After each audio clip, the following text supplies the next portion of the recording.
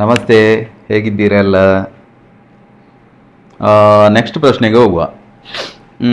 ಪೂಜ್ಯ ಗುರುಗಳಿಗೆ ನನ್ನ ಪ್ರಣಾಮ. ಓಕೆ, ನಂದೊಂದು ಪ್ರಶ್ನೆ.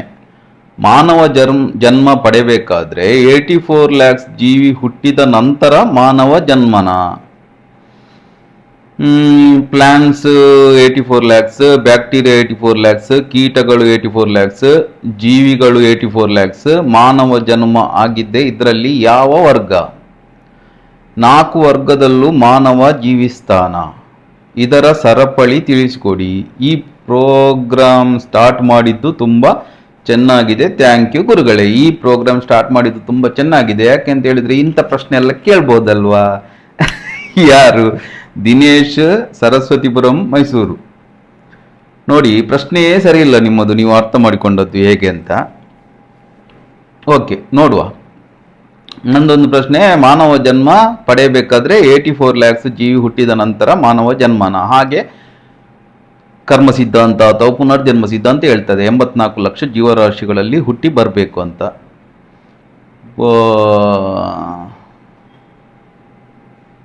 ಬುದ್ಧನಿಗೆ 272 ಜನ್ಮಗಳ ನೆನಪಿತ್ತಂತೆ, ಜಾತಕ ಕಥೆಗಳಲ್ಲಿ ಬರ್ತದೆ. ಸೊ ನಮಗೆ ಕೂಡ ಕೆಲವೆಲ್ಲ ಮಾಡುವಾಗ ಅಥವಾ ನಿಮಗೆ ಕೂಡ ಜನ್ಮರಹಸ್ಯದಲ್ಲೆಲ್ಲ ಅನುಭವ ಆಗಿರ್ಬೋದು, ಜನ್ಮಗಳ ಹಿಂದಿನ ಜನ್ಮಗಳದೆಲ್ಲ ನೆನಪು ಬರ್ತದೆ. ಸೊ ಆದ್ದರಿಂದ ನಮ್ಮ ಗ್ರಂಥಗಳ ಪ್ರಕಾರ 84 ಲಕ್ಷ ಜೀವರಾಶಿಗಳಲ್ಲಿ ಹುಟ್ಟಿ ನಂತರ ಕೊನೆಗೆ ಮನುಷ್ಯ ಜನ್ಮ ಬರುವುದು ಅಂತ. ಓಕೆ, ಅದು ಆಯಿತು. Next, plants 84 lakhs, bacteria 84 lakhs, ಕೀಟಗಳು 84 lakhs, ಜೀವಿಗಳು 84 lakhs, ಮಾನವ ಜನ್ಮ ಆಗಿದ್ರೆ ಇದರಲ್ಲಿ ಯಾವ ವರ್ಗ ಅಂತ ಕೇಳಿದ್ದಾರೆ. ಅದು ಪ್ರಶ್ನೆ, ಅದರಲ್ಲಿ ಅರ್ಥವೇ ಇಲ್ಲ. ಹಾಗೆ ಅಲ್ಲ. 84 ಲಕ್ಷ ಜೀವರಾಶಿ ಅಂಡಜ, ಪಿಂಡಜ, ಉದ್ಬೀಜ, ಸ್ವೇದಜ ಅಂತ ಹೇಳ್ತದೆ ಶಾಸ್ತ್ರ. ಏನಂತ ಹೇಳಿದ್ರೆ 21 ಲಕ್ಷ ಅಂಡಜ, ಮೊಟ್ಟೆಯಲ್ಲಿ ಹುಟ್ಟುವ ಜೀವಿಗಳು 21 ಲಕ್ಷ ಜಾತಿ ಇದೆ. 21 ಲಕ್ಷ ಅಂತ ಹೇಳಿದ್ರೆ ಈಗ ಹಲ್ಲಿ ಒಂದು ಜಾತಿ ಅಷ್ಟೇ. ಹಲ್ಲಿಯಲ್ಲಿ ಎಷ್ಟೋ ಕೋಟಿ ಇರ್ಬೋದು, ಅದು ಲೆಕ್ಕಿಲ್ಲ, ಜಾತಿಯನ್ನು ಹೇಳ್ತಾ ಇದೆ. ಅರ್ಥ ಆಗ್ತಾ ಉಂಟಲ್ವಾ? 21 ಲಕ್ಷ ಮೊಟ್ಟೆಯಲ್ಲಿ ಹುಟ್ಟುವುದು, ಹಾವಿಂದ ಹಿಡಿದು ಹಕ್ಕಿಯವರೆಗೆ ಎಲ್ಲ ಯಾವುದೆಲ್ಲ ಮೊಟ್ಟೆಯಲ್ಲಿ ಹುಟ್ಟುತ್ತದ ಅದು 21 ಅಂಡಜ. ಅಂಡ ಅಂತ ಹೇಳಿದ್ರೆ ಮೊಟ್ಟೆ. ಇನ್ನು 21 ಲಕ್ಷ ಉದ್ಬೀಜ. ಉದ್ಬೀಜ ಅಂತ ಹೇಳಿದ್ರೆ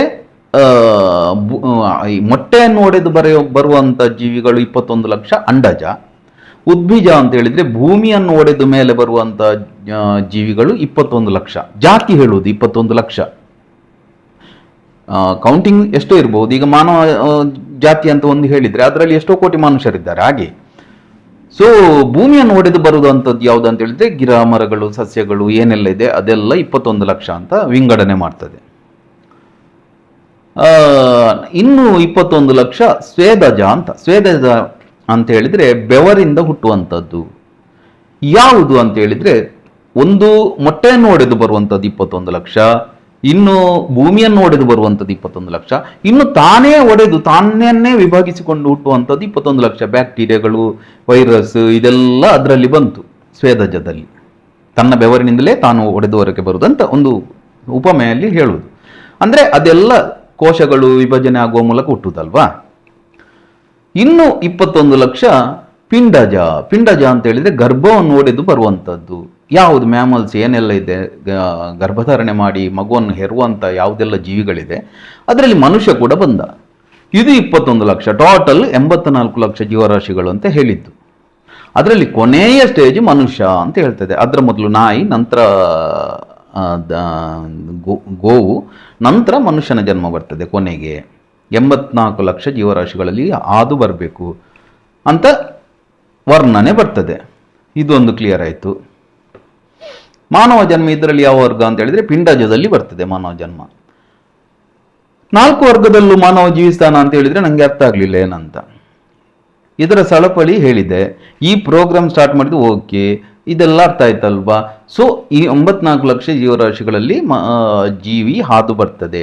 ಮನುಷ್ಯ ಜನ್ಮದಲ್ಲಿ ಮಾತ್ರ ಕರ್ಮದ ಅಧಿಕಾರ ಇರುವ ಕಾರಣ ಕರ್ಮವನ್ನು ಬೇಕಾದಾಗೆ ಮಾಡುದು. ಬೇರೆ ಯಾವ ಜೀವಿಗಳಲ್ಲಿ ಕೆಲವರೆಲ್ಲ ಪ್ರಶ್ನೆ ಕೇಳ್ತಾರೆ, ಹಾಗಾದ್ರೆ ಹುಲಿ ತಿನ್ನುವುದಿಲ್ವಾ, ಇದು ತಿನ್ನುವುದಿಲ್ಲ? ಹುಲಿ ಫ್ರಿಜ್ಜಲ್ಲಿ ಇಟ್ಟು ಮಾರ್ಕೆಟಿಂದ ಪರ್ಚೇಸ್ ಮಾಡಿ ತಂದು ಚಿಕನ್ ಅನ್ನು ಇಡುವುದಿಲ್ಲ. ಅದಕ್ಕೆ ಹಸಿವೆ ಆದಾಗ ಅದು ಅದರಲ್ಲಿ ಅನುಪಾತ ಇರ್ತದೆ ಪ್ರಕೃತಿದ್ದು.